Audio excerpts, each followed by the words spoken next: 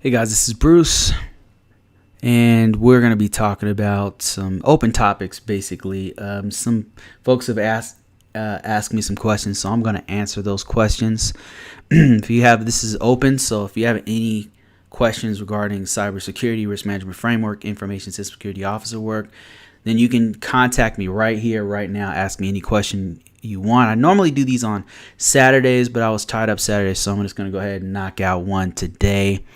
Before I start, I want you guys to know that I have a course. I've got many courses actually that I've been building up on in the past few years. We've got things like writing your resume for cybersecurity or IT, marketing it, and I talk about how I've been able to do this for many years and be with a job making up to six figures for many years, work from home. I've got many different topics.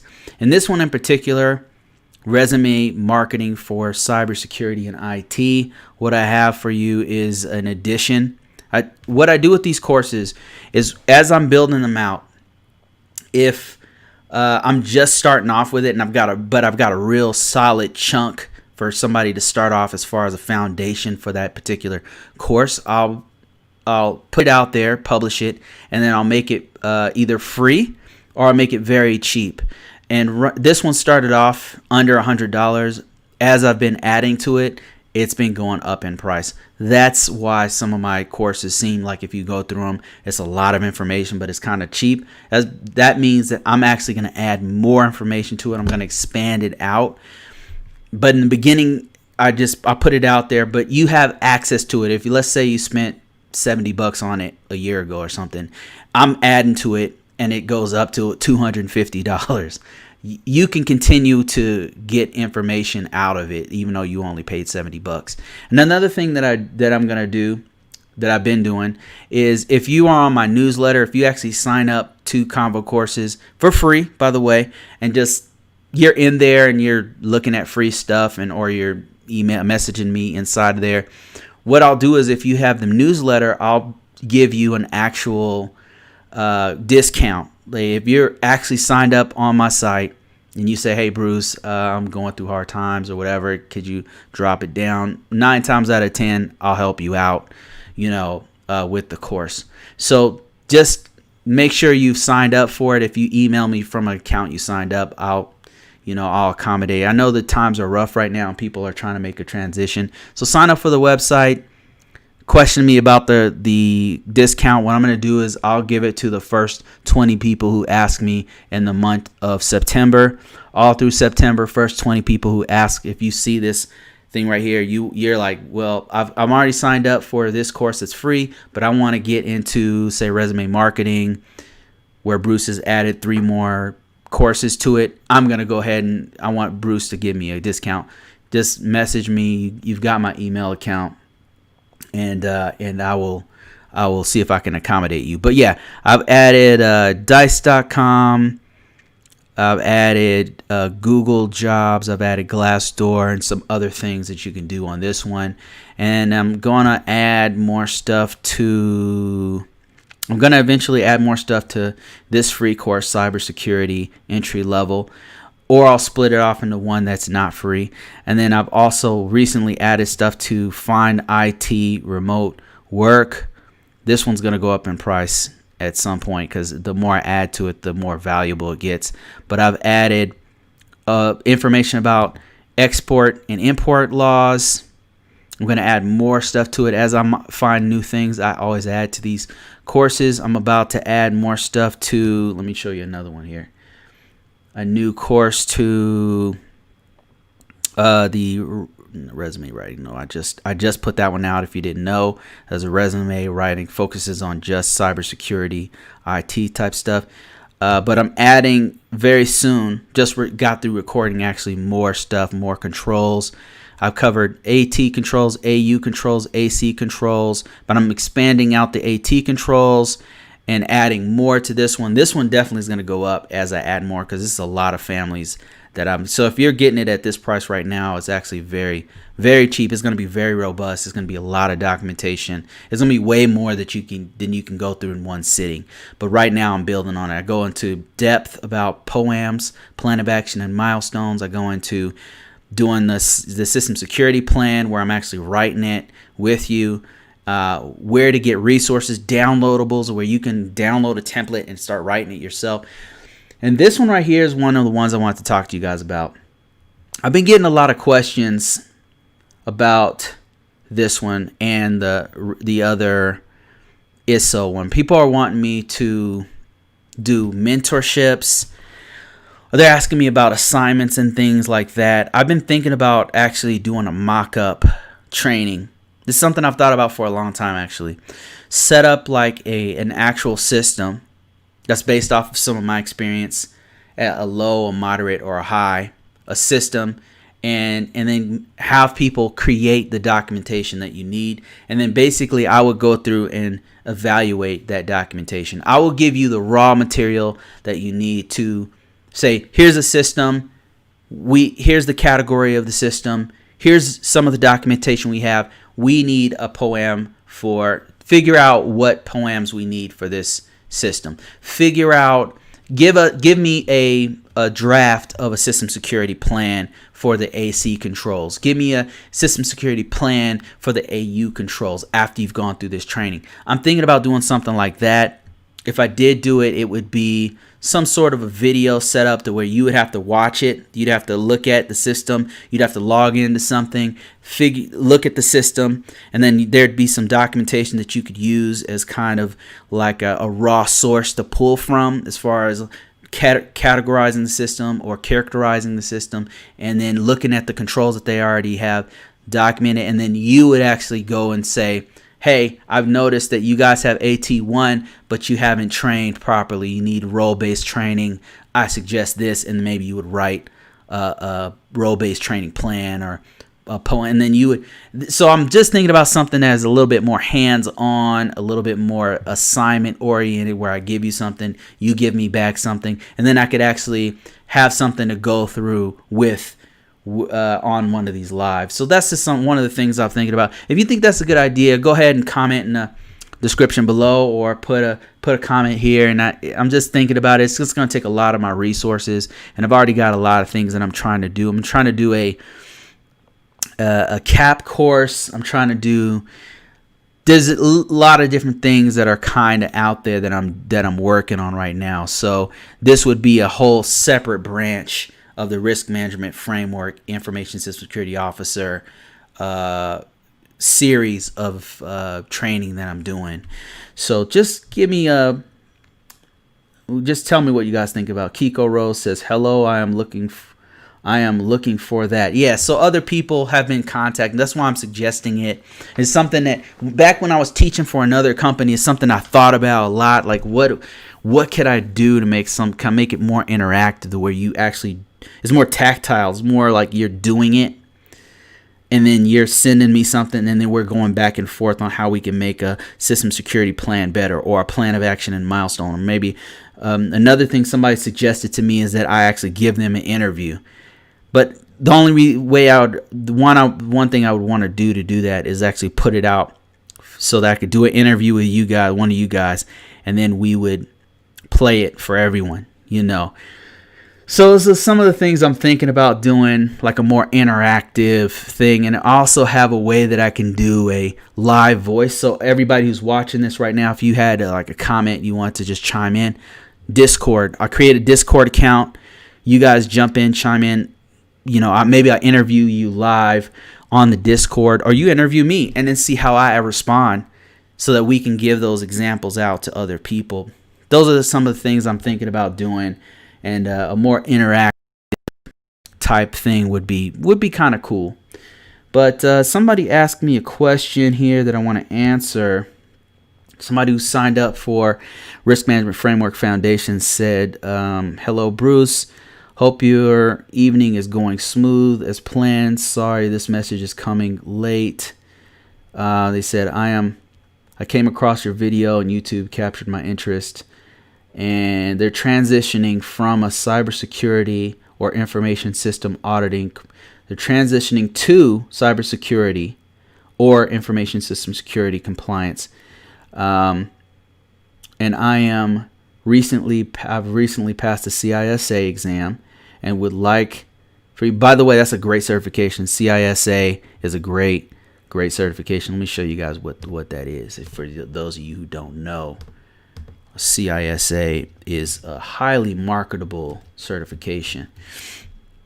One of the top, I plan on getting it. I actually do not have that one, but that's one of the ones like I've seen some of my peers and managers have had. Here it is right here. It's from ISACA. Great organization, premier organization, I should say. They're looked up to, especially in the financial market. A lot of financial people in the fintech, banks, financial institutions look for the CISA and the CISM in particular. And it's right up there with the CISSP as far as many of them are concerned. But here it is right here. Great certification, something I've been thinking about getting myself. I was actually torn between this one and CEH. Anyway, they go on to say, let me see, read the rest of what they're saying here. I would like you to mentor me as well as assist me with resume and how to approach interviews. So if you're signed up for one of my courses, if you're a paying customer of one of my courses, then listen, you can contact me and I will look at your resume. I'll give you guidance. Mentorship's a bit much. I'm still working in this field. It's one of the features of this channel of my knowledge is that I'm actually in the field working. So anytime I tell you something, it's from my actual experience. And mentorship is something I would consulting, something I would kind of like to do. I just on a one-on-one basis, I've not done that much before. I know I could do it. I mean, I could totally do it. I've actually helped a few people out, but as far as charging and then how much time do I put into it, that's where I just don't know yet. So in lieu of that, I'm thinking of instead of a mentorship or a consulting one-on-one right now, which would be very expensive to do, I would like to do a more of an interactive type thing where I'll set up a mock system, an example system. I put it out there, and then what I do is I have you guys do an assessment for me on that system. I have you guys write a poem for that system. I have you guys write a system security plan for that system, and that would be a part of the training that I have on ConvoCourses.com. And that's something I'm thinking about doing. And then what we could do is I get your work. Like say you wrote a plan of action and milestone for a CM1, and we would go through it, and I could actually share that with more people who are in our community. So that's one thing I'm thinking about doing instead of mentoring. What do you guys think about that? Got another question here. Let me see if I can bring this. Pretty good question. Okay, this one's really got a lot of information in it. They said, "Hi Bruce, hope you and your family are doing well." They said they're going through their double masters, and it says, "I am enrolled in a security compliance course in your security compliance course." Okay, great. I had to pause the course, and I've been working on a double master's in cybersecurity and cyber intelligence. That's good. Cyber intelligence is definitely growing fast, by the way. Master's degree, great for managers in particular. I have an assignment, and I need some direction around the research. I am excited to do the research, but I am a bit insecure on where to begin when it comes to researching a company, and if companies are willing to offer breach information. Okay, I can help you out with this for sure. I have listed a few instructions below and a few requirements in the area regarding breach categories. Yeah, I could definitely help you with this. And they said, where would I begin to look for 5 companies where I would look at breach information. I must research various companies and the type of breach and categories. Okay, so what I would recommend to you if you're doing research for your master's degree, things like that, Lori, what I would recommend is I hope you see this. I will definitely send part of this out to you. But what I would recommend is what you could do is look at any kind of local agencies that you're working with. I mean, I doubt they're going to give you their information because that's kind of proprietary information. You're talking about IP addresses and things like this. So it's very sensitive information. I mean, unless it's like your church or something, like a place that really trusts you, or I just don't see them allowing people to access their breach information. But what you could do is look at breach information that's already out there. Let me show you what I mean by that. So this is information that many organizations use around the world because the breach information is very useful. So all I did was I went to Google, I put breach reports. There's several large organizations who do the work for you. They've already done the footwork. And what they do is they take a sample size of some of their clients. IBM Security, for example, has a bunch of clients that they provide security services to. And then there's a breach report that they have. They anonymize the information, so they're not giving away information to banks, fintech, and hospitals and things like that. They anonymize it and say, and they're just interested in statistics. What types of breaches for what type of industry, what types of attacks are happening. This is really good information for cyber. This is basically cyber intelligence 101. But a lot of these organizations put out these breach reports, and they do it for every year, and they're hoping to become like the premier data breach report for the world. What you would do is you just fill this out, right? You fill it out. They'll put you on their newsletter or whatever. Then they'll allow you to download the report. This breach report, by the way, has all many of the details you're asking for here. You said you're looking for take the 10 cases per team and organize them by the breach category. Yeah, so some of the breach categories you mentioned here, they actually address physical security, unintentional disclosure, hacking. Yeah, some of the things that you're mentioning here, they mention in these breach reports. And you don't have to use just one, by the way. This is just one from IBM Security that they release for the community.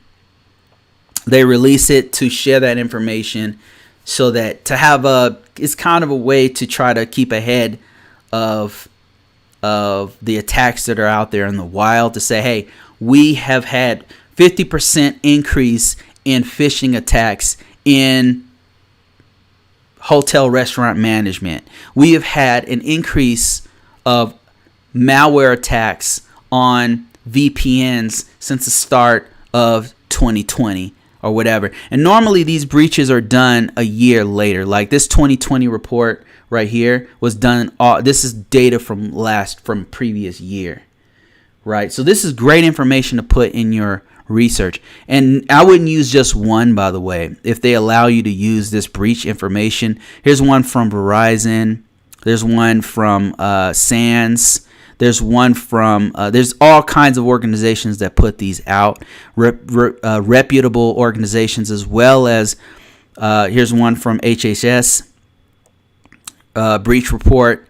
There's international ones, ones that focus on just certain fields, certain industries.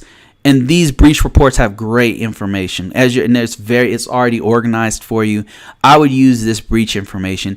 If you can get, of course, better information would be just raw information. You just go out and grab it from organizations who would allow you to have their breach information. But I just doubt, unless you're in a trusted position, they're going to give you their breach information, because you could essentially use that against them. You know what I mean? Like, a lot of times they'll get a breach and then they're trying to fix it. It's like trying to put out a fire, but they, have to have funding to take care of things like that. So that's that. So I hope that helps you out. Lori, if you're watching this, I really hope that helps you, and feel free to contact me. I will email you back and everything like that. So we've got a few people that are watching me, about 9 people here. Sion, is that how you pronounce your name? Hi, Bruce. Good to see you online again. Always a fan. Thank you, sir. How do you pronounce your name? Is it Sion? Sion, excuse me. No one says needs CISSP preparation for someone who is fairly new and planning to get it done before the end of the year. CISSP changing in April next year. Anyone here in the same boat? CISSP information that I used to train was I used the official CISSP guide. I took it. I read the whole book, and as I was going through, I highlighted key material. I went back through my notes, back through my highlights, and I made notes. I wrote down. I just remember things more when I write them down. I don't know what it is about that. If I read it or write it, then I can remember it, recall it much better than if somebody just told me. So audio and video are good for like starters for me, like for a summary of how a thing overall works. But for me to understand details like the OSI model, or understanding the TCP/IP model breakdown and the link layer and the data link layer, how it relates to the frames and all that. To get the details, I have to write it down. So what I did was I took the whole book and I took all the key points. I wrote all those down in notes that I can understand and words that I understand. Then I studied my notes.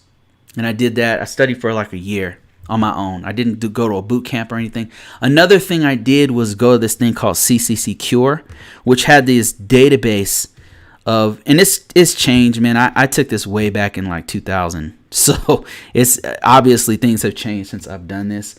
But I used to teach certifications. In particular, I taught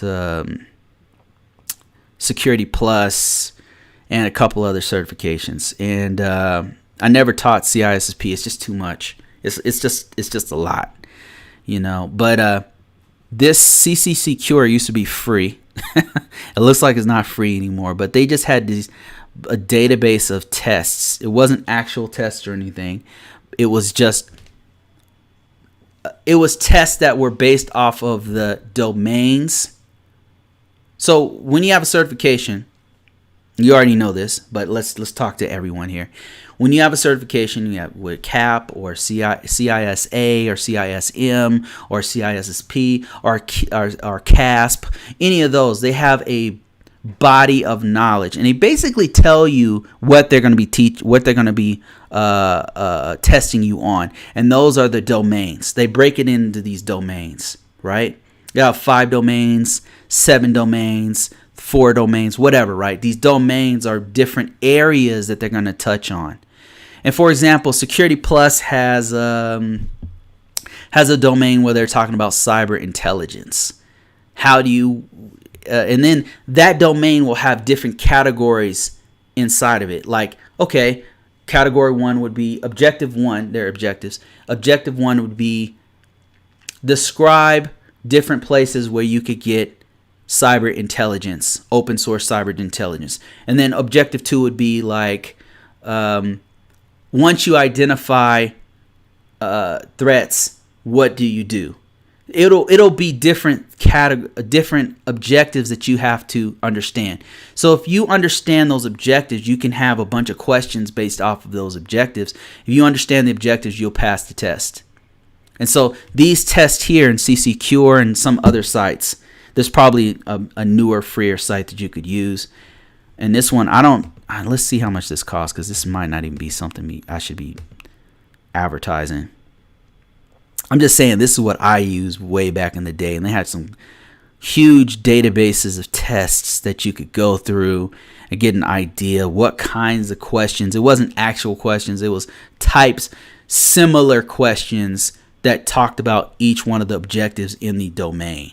So here's one for CISSP, and they've got a total of 2,000 questions. And if you could get through these questions with like an 85-90%, you're pretty set.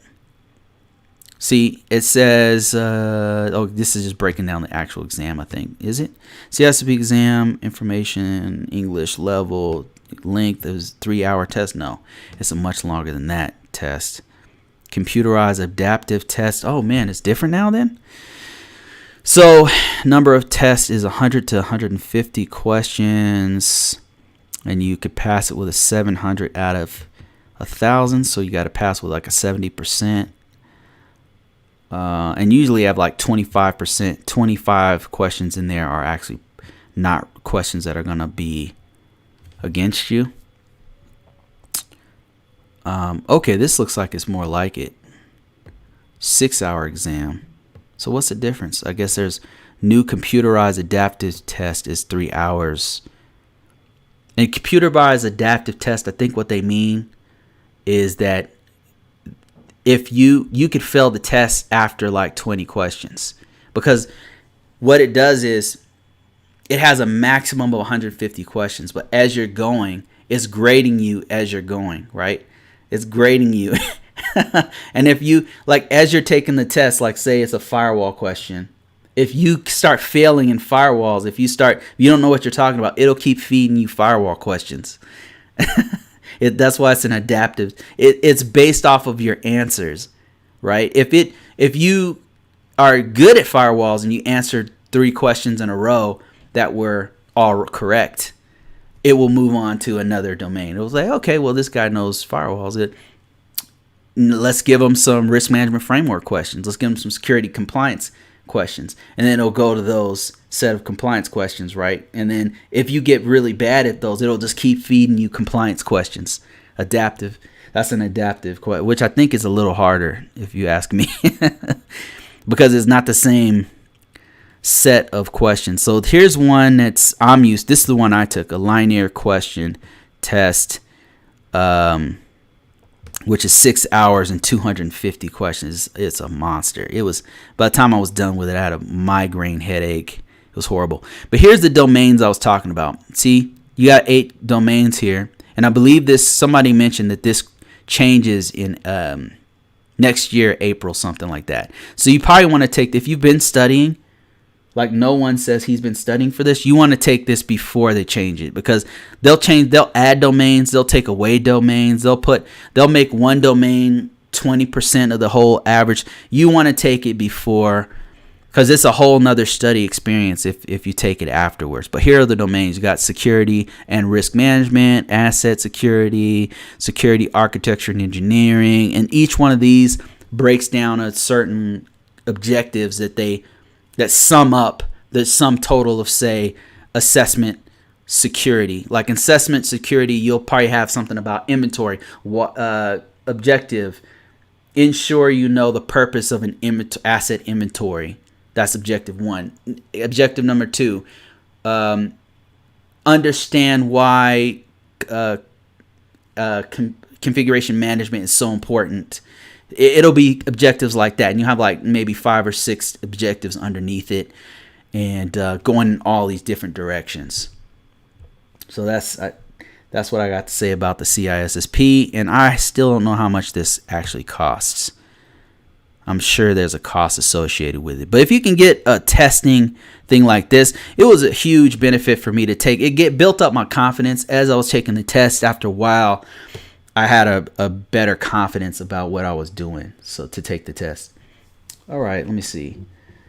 Sean. Okay, it's pronounced Sean. Sorry about that. SS, how you doing? It says, how's it going, Bruce? When will you be adding more content to security controls training? It's good stuff. I'm all caught up though.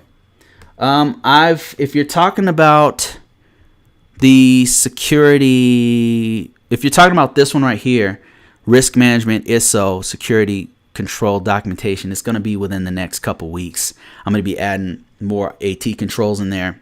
It's about 3 or 4 more videos, and it's going to cover how to write AT, what you should be looking for AT documentation, what's the concept behind it, some templates, downloadables that you can use if your organization doesn't have it, or different sample stuff, actual security training policies that are out there and links to them. It's going to be stuff like that. And then I'm going to move on to the next group of security controls. So we're just adding piecemeal, little by little. And then as we add, the price will go up on those for you guys who are not in it yet. Okay, Sean says, would you advise that I go take another certification after acquiring Security Plus last month while still job searching for an assessor job? Yes, Sean, I would definitely never see. Here's the thing about security: it's a pro and a con. On the one hand, you're in a lucrative career path that will always have jobs for you. Okay, that's the pro. There's always gonna be jobs for us, and I'm so fortunate that I landed on this one because it is. The more humanity depends on IT, good, bad, or indifferent, privacy issues, security issues, encryption issues, the more we all of us are dependent on this kind of interaction, the more they need us, the more they need our skills as IT security people. The con is you constantly have to learn. It doesn't ever stop. Like, I constantly have to learn new things about encryption. Constantly have to learn what's the new hack, what's the new threat, what's the new model for dealing with attack scenarios. It's ever expanding. It's in its infancy. I think that within 50 years, what we're doing right now will be more like, it'll be doctor level stuff. Because the body of knowledge is getting super deep. And it's getting deep in different areas. So there's going to be a doctor level. There already is actually doctor level depth on IT security alone. It already exists. If you go super deep into networking, the hardest, hands down, one of the hardest security certifications you can take is CCIE, which includes a lot of security.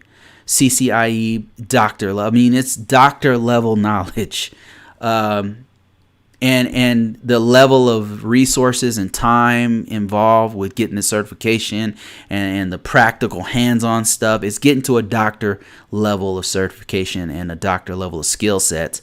Same thing with forensics. Same thing with encryption. Same thing with, they're all getting super deep. So what I'm saying to you is it's continuous learning. So if you're going into, what do you say, you're going into security awareness job, assessor job, assessor jobs, CISA is a good one. CEH is a really good one. Both very marketable jobs. Another one would be CASP. Those three certifications, I would recommend CASP because it's a CompTIA, so you'll be familiar with their layout. Everything you've done in Security Plus will build into that. Plus, it's on the Department of Defense and the federal government in the U.S. and local governments treat the CASP like they treat the CISSP. It's highly marketable. Not all certifications are marketable. There's some like SANS courses that are really, really good, but they're just not as marketable. But what you'll find is your peers have a SANS course and they're freaking smart as hell. And you're like, why does this guy know all this stuff? Or why does this lady know all this stuff? And it's because they have a SANS course and it's just a damn good course. Certification. So anyway, we're talking about marketable stuff. So I said you should think about doing the CASP next, or you should think about doing the CISA, because CISA is Certified Information System Auditor, which is an assessor. So that's a really good thing for an assessor. Let me see if I can find. I just had that open. Certified Information System Auditor. Yeah, which is assessments. It goes into actually auditing and assessing people. So this is a really, really good. I think there's There might be some things that you have to do before that. I think you have to have like a year or two experience or something. Oh yeah, there you go.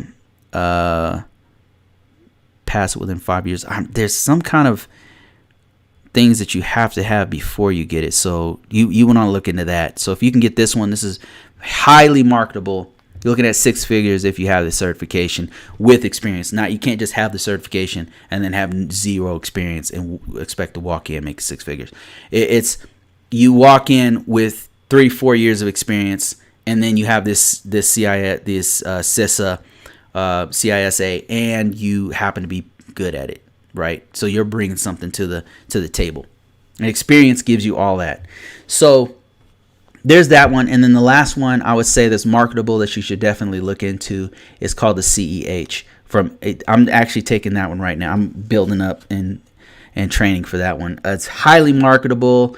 It's respected in several different industries. A lot of people talk crap about it because it focuses on the tools you use to attack a certificate system, but it's very marketable, and it teaches you the basics of assessing, of looking at a system from the perspective of a hacker, so you can know what to protect in an organization, and then as an assessor, know what to look for as far as vulnerabilities and threats and things like that. So hope that helps. Let me see. Great. No one says great. How technical CISSP is compared to pen test, security plus, and others. CIS, a good question. CISSP is not super technical in my opinion. Super technical, and let me just define what I mean by super technical. I'm trying to bring up CISSP in the background so you could look at it. But when I say super technical, what I mean is, like, a good example would be Cisco certifications. Cisco certifications, CCNA, for example, is a lot of hands-on. It's a lot of actual commands. It's theory. There's theory in there. You know, you have to know the OSI model. You have to know basic things like that. Those are foundational basic things. But it gets super deep. It goes into what command do you type in to get into configuration mode? What commands do you type in if you want to see the audit logs on the Cisco router? What command, like, it's stuff like that, you know? It's like, what do you type in? Or you have this and that. You have a switch and a router, and you're trying to make sure an entire building is on the same enterprise.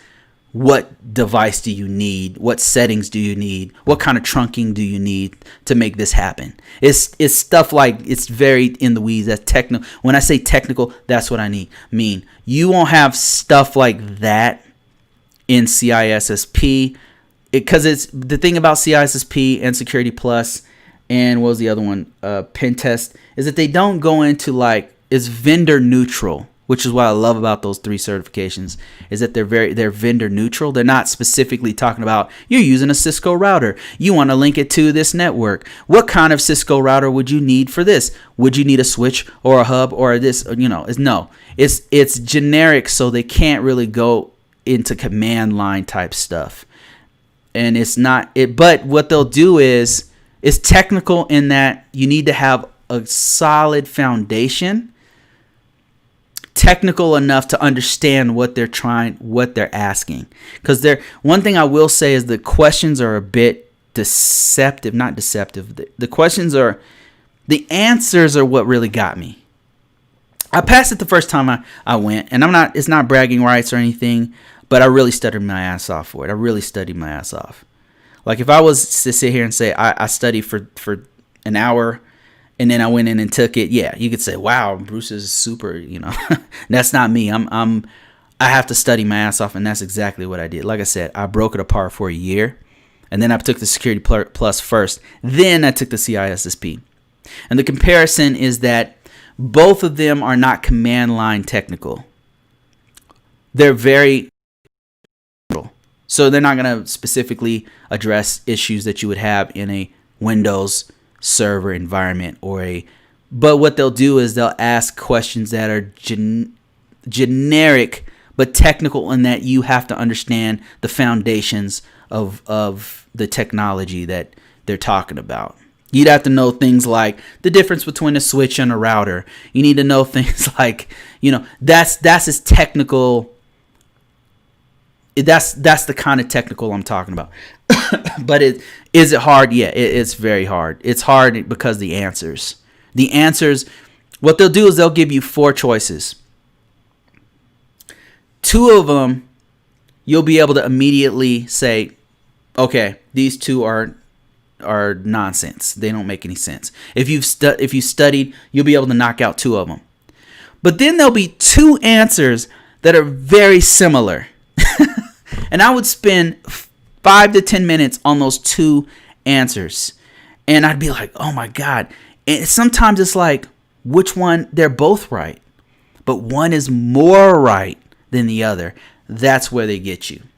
So I don't really have an advice on that, but I hope that answers your question. You said, how technical is CISSP? I would say it's more technical than the Security Plus. I've never taken this PIN Plus, so I don't know, but it's more technical in that it has more domains. Let me see if I can give you an example of what I mean by that. It covers way more ground than the Security Plus, and in that way, I would say it's more technical, more management. It's like Security Plus times 10. And I'm not even messing with you. That's how I felt. When I thought when I was taking, after I took Security Plus, I thought it was going to prepare me for the CISSP. It did not, because the CISSP is like Security Plus on steroids. It's like times 10. So here's the domains. You got 8 domains. Here they are right here. So you've got security, risk management, this kind of stuff I talk about. It's got asset security. It's got, all the way down to software development security. And let me just give you an example of what I mean when you compare that to the security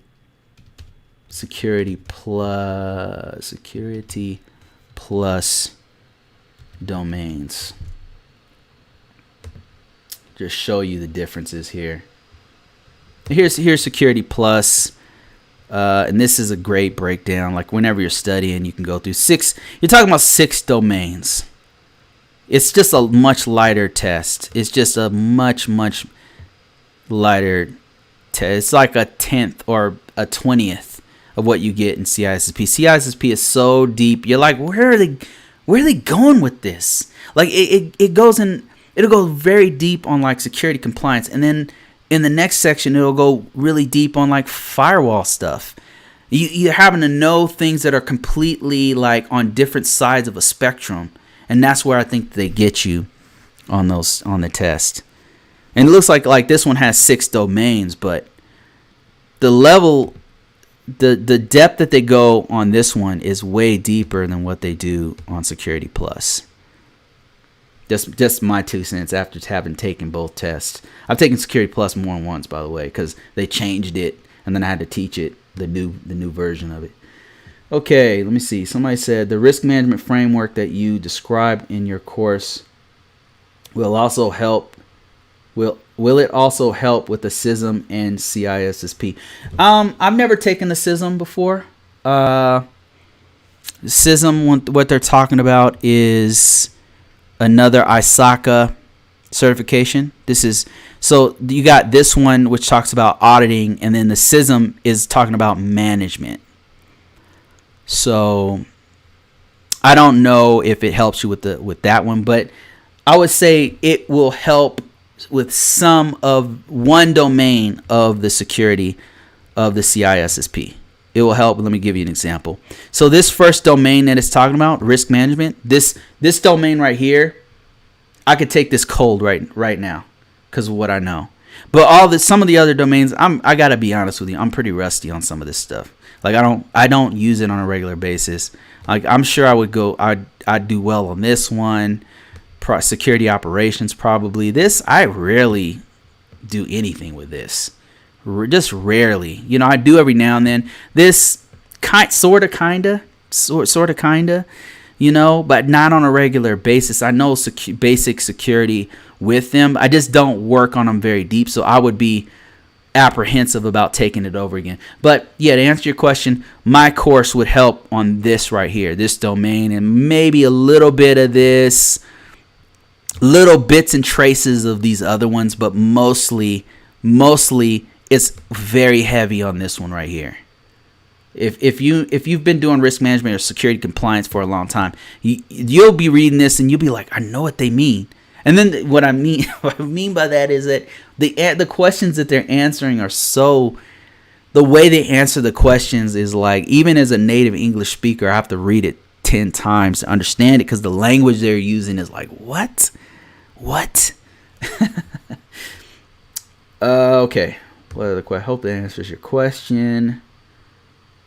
Let me see. The adaptive security test is only in English. The minimum number of questions you'll see is 100. And then he says, no one says, in the computer-based adaptive test, you can't skip forward or backwards on questions. You have to answer the question on the screen, and are not allowed to go back. Oh my God, it's a nightmare.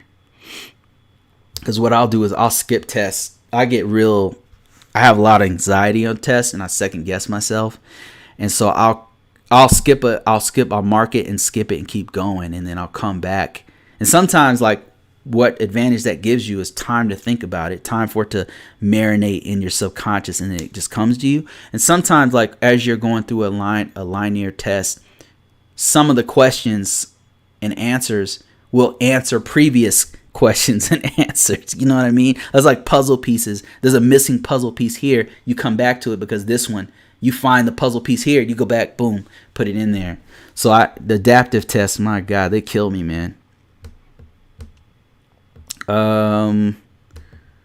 Let me see. No one said. Oh, Navi, how you doing? Navi 2000 says, CISSP is less technical but very broad. Oh my God, yes, there you go, right there. It's so broad. It's so broad. You need to know the tech and the risk management areas. Yeah, it doesn't just talk about the technical aspects, right? And it doesn't go super deep on technical, but thing is, it's so broad that you're having to cover so much area. It reminds me of like a warehouse. Like it's like the knowledge is like CIS, the CCNA, security, like the technical certifications that you take are like, they're very narrow and deep. It's like a giant cup of water that's like very narrow but very deep, like really deep knowledge in one area. The CISSP is like a warehouse that has 3 inches of water throughout the entire 50,000 square foot floor. It's so much information, and that's kind of where they got me. That's why it was hard for me, because it's so much information. It's very broad, but it's not very deep, technically speaking. SS says, what do you think about being a HBSS McAfee systems administrator? I have a lot of knowledge in it and just not sure about the job market. SS, I got one of my mentors was a expert level dude at McAfee. Love that guy, man. His brain. Have you ever met somebody with a beautiful mind? That's this guy, man. His name was Robert, and my God, he was brilliant. Is brilliant. He's still alive. And he taught me a lot of things. He was a McAfee guy. And just the way his mind worked, not just the information that he taught me, but the way his brain worked was something I learned a lot from. And So let's talk about this question you have here. You said, what is the job market for HBSS? I've been out of that market for a long time. But here's how you can figure it out. What I did was I'm in Indeed.com, and I went here. I type in where USA. That's where I'm looking. You probably want to put your city here, by the way. Whatever city you're in, whatever county you're in, put it here, and then put HBSS as your keyword. And this right here will show you all the jobs that are out there. This was put out 11 days ago, by the way. Let me just give you, it's pretty good numbers right there. That's not bad money, right? Now it's in Livermore, California's pretty expensive, but they're paying pretty okay prices. System administrator. These are all the people who have to know HBSS right here. And HBSS is host-based system security. I might have that wrong.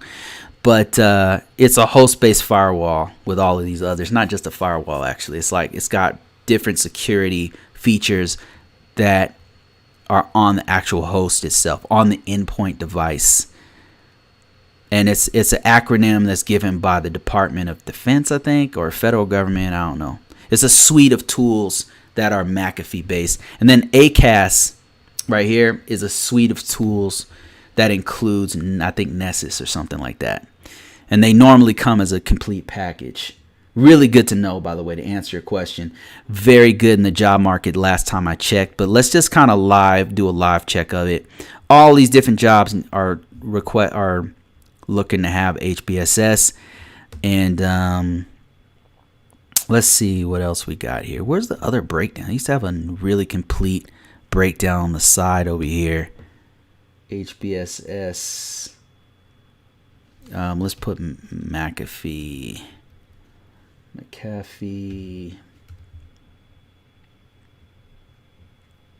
And you can sign up if you put your email here. Whenever this job comes up, or whenever this keyword, it'll actually email you. Something I go into in great detail on one of my courses for finding jobs, marketing yourself, things like that. And then as you go through each one of these jobs, you want to definitely look at what they're looking for. This guy is looking for 10% travel. You got to be living near Colorado Springs. That's Peterson Air Force Base. There's going to be a lot of government type jobs for HBSS. This is not what I'm looking for, though. Let me see if I can find. There's something else here that has a better breakdown. I think maybe I have to sign in to get that now. It's very frustrating that they keep doing that. I want everybody to sign in to everything. Dang, I don't know. I don't remember my password for this one. Okay. Anyway. Let's just go to LinkedIn then. You guys want to play games? Let me go to LinkedIn. Indeed. Well, okay, you know what? Let's go to CareerJet. CareerJet.com. Okay. What we're doing is we're looking at the market live here. I want to say HBSS. I want to demonstrate something to you how effective this is. USA. You would put your actual city there. Yep, there we go. So this is what I was looking for. This breakdown right here tells you the job titles. This tells you what locations are hot. It'll tell you. Sometimes it'll tell you like what they're offering, like price wise. But it's looking pretty hot. I mean, look how many searches. Look how many searches came up for us. Pages and pages of searches have come up. And LinkedIn used to give you how many searches would come up. And here's oh my gosh. I don't normally go into LinkedIn. So yeah, here's another place you want to research the market. Just type in HBSS. And then what you want to do is look for like jobs. Job results, see all. And this will give us an idea of who is looking in our area for HBSS in particular. You probably want to put more information. You said you were a system administrator. You'd probably want to put HBSS system administrator or something like some kind of. Let's just go ahead and do it real quick. HBSS system administrator. And you definitely want to put your location. Because you want to pinpoint it as much as possible towards what you're doing. And if you fill out your profile here, like I talk about in great detail with a walkthrough on my courses, check it out if you haven't already. Got free stuff in there too. It's called Marketing Your Cybersecurity Resume. One of my best, in my opinion, one of my best breakdowns. And it's something that I have used over the years that I've not been without a job, put it to you that way. But yeah, here's all the jobs here. You can see there's lots and lots. There's 7,000 results for HBSS is hot. HBSS system administrator is hot. And then you said, I'm also certified in it. Oh, that's really good. Put that on your resume. HIPS, firewall, and DLP. Yep, data loss protection, and any other. Man, HBSS, if you know all that stuff, is super hot. Super hot. If you said you're an ISO, yeah. Watch this. Let me show you something. Watch this. You just do this right here. Now, how easy is this? All I did was I'm in LinkedIn. I put HBSS ISO. Look at all these jobs. Look at all these jobs. These are all recent too. This was a week ago. This one's 3 weeks ago. This one's 1 month ago. 3 weeks ago. And then you can search by. You can turn on data job alerts. It'll send you emails whenever it finds this search right here. This is all the United States. You want to put your actual location. And then what you want to do is, okay, I only want stuff that's within the last week. Oh, there's nothing within the last week. Okay. Something in the last 11 months. And this is usually much, much hotter than this, to be honest with you. So I'm actually surprised. Normally you see stuff within days. But I think because of the pandemic, people are free. A lot of the organization I'm working with, they are on a hiring freeze. We need people because our business is expanding during COVID-19, by the way. But our business is expanding like fast, rapidly. But there's a hiring freeze because it's volatile because some organizations are, even though we're getting more signups, it's like, we don't know which direction the wind's going to blow, with this whole COVID-19. And the U.S. is not handling it well. So it really affects everything. So I hope that answers your question, man. Enola Delano says, I hope I pronounced that, Diola? Inyola. I'm sorry if I'm pronouncing that incorrectly. It says, hey, Bruce. Any chance I could contact you directly, either by email or otherwise? Let me see if I have my contact information available here. Let me see.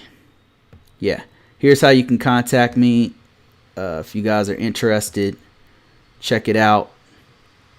There's my blog information.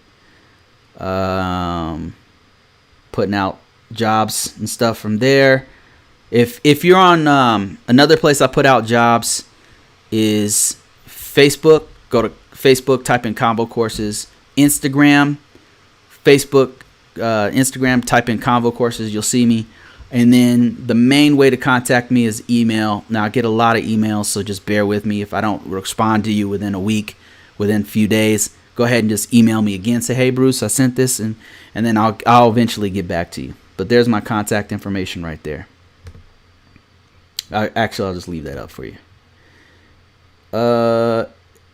Ike says, agree with you. Your course on risk framework and processes are great.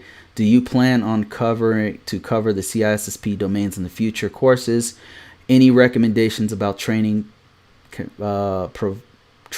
provider online for CISSP prep? If I was like in this day and age, in the decade of the new century of social media, what I would do now, you got to remember, I got my CISSP before social media, which is crazy to think about, but I mean, it's a long time ago. If I were to study it now, what I would do is I would start off with YouTube videos, free. They got tons of YouTube videos that touch each domain. I would look at those boring ass videos. I would go through those first. I would still stick with the book because that's the best way I learn. If you study a lot, how your most effective way of learning. It's audio, or it's kinetic, tactile, or it's visual, like you have to see or watch something. I would encourage you, what I would do now, if I was in your position, getting the CISSP, going for it, learning it, I would do all those. I'd do audio, visual by going on YouTube, watching free videos, going through it, maybe taking some notes. Then I would go through and get the book, the official book, and go through line by line, paying very close attention to the objectives, because that's where the questions come from. Focusing on the objectives. Then I would go to that CCCure site and take tests. Anywhere you can get free practice tests, that's what I would do, because that really helped me out a lot. Let me see if I can find CCCure real quick. It used to be free. Now I guess they've expanded quite a bit, but this site their tests were amazing. And if you could find if you guys can suggest a better place to find these practice tests that's free, then just let me know, because I don't think that this one's free anymore. I think it's like $30 a month or something like that, but it's worth it. If it's $30 a month, it's worth it, because you're going to take the test for a couple months and then boom, you're done. So yeah, that's what I would do. I would first go watch videos, get myself ready, take some notes, go through all of it. Then I'd buy the book, go through the whole book, read it, research it. Then when I was ready, I would go ahead and take practice tests. Or you can do some combination of the two. Go ahead and take a practice test, fail it miserably, figure out what domains you're really weak in, go and focus on those domains. Like it's up to you, but those are a few resources you could use to prepare for the CISSP. S says your contact information. Let me see. Oh, you're correct. All right. All right, guys. Thank you guys for participating. Appreciate everybody. Again, here's my contact information. I'll get to you when I can. I got some other videos and stuff I need to do on my other channels, so I'll get to your questions when I can. And just as a reminder, some of the courses are in the process of being updated, like this one. I'm about to expand this one. 6 more videos are going here. We've got a few more videos that have gone into the, let me see here, remote courses. Have a bunch of new videos. Check those out. And we've got some new videos going out very soon on risk management framework, ISO documentation piece. This one's about to get expanded. I just got off those videos right there. So go ahead and check them out. And that is it for today. Somebody says, do you have another YouTube video channel? Yeah, I do have another YouTube channel. It has nothing to do with this stuff. I got a few YouTube channels actually. My other one that's more popular that I talk about other things is called Yuri Bruce. Just go to Google, type in Yuri Bruce, and that's my video. Those are hashtag Yuri Bruce is my channel. So you're gonna see a lot of people. It's a much larger channel than this one, so it's got all kinds of haters and stuff right there. So but yeah, that's a different one. And then I got some other ones that are really small. All right, guys, that's it. I will talk to you guys another time. Thank you guys for watching. Appreciate everyone. Keep asking me those questions. I will get to it when I can, and I'm going to keep expanding these